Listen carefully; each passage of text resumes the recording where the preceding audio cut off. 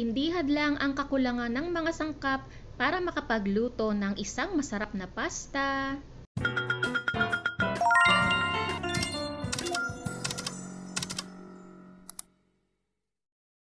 Magluluto sana ako ng Alfredo pasta pero yun nga lang, pagbukas ko po ng aming refrigerator ay kulang pala ako sa sangkap. Pero dahil nailaga ko na nga po yung aking pasta ay sige for the go. Hindi naman hadlang yung kakulangan po ng sangkap para hindi ko pa rin maluto yung gusto kong kainin na pasta. So dahil meron ako natirang hipon sa ref at saka bacon bits, para hindi masira at masayang ay ihahalo ko na lang dito sa pasta na aking lulutuin. Ang naisip ko nga pong lutuin ay lemon butter garlic pasta. So normally po yung ganon ay plain lang siya at wala naman siyang sahog. Pero dahil nga po meron akong hipon at saka natira na bacon bits sa aming ref ay ihahalo ko rin siya. Depende naman po sa inyo kapag pangkain nyo lang, kahit naman ano, di ba, pwede nyo pong ilagay chicken o kaya naman beef, pwede rin naman or wag na, wala naman din kayong panghalo. Ang sarap kasi ng lemon garlic na pasta, natikman ko yun dati sa restaurant na kinainan namin. Pero ngayon kasi, lalagyan ko siya ng counting twist, lalagyan ko siya ng shrimp at saka bacon bits.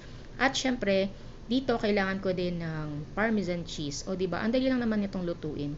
Dito, 250 grams lang naman na pasta yung niluto ko kasi ako lang naman nakakain at hindi naman nakain si hubby ng pasta na mayroong shrimp. Hindi siya mahilig sa mga white sauce or mga ganitong pasta. Ang hilig lang niya talaga ay mayroong sauce na tomato. So dito, para magkaroon ng ating ng konting kick ang ating pasta, naglagay ako ng crushed pepper. Tapos naglagay din ako ng parsley. At eto po yung isa pa na nilagay ko, parmesan cheese. So ayan, pampalasa ito, masarap din ito, nagbibigay ng konting alat, kaya wag niyo na po lalagyan masyado ng salt. Titikman niyo lang kung sakto na ba yung lasa or mag-add kayo ng parmesan cheese. So ito na yung ating na-set aside na hipon. So ayan, nilagay ko na din. At ang ating bacon bits. Oh ayan. Ay, ang sarap. Tingin pa lang ang sarap-sarap na at talaga namang magugustuhan niyo rin. Kaya kung ako sa inyo, try niyo na rin itong pasta natin. So ayan, ready. Sana may natutunan kayo sa aking video na imbento.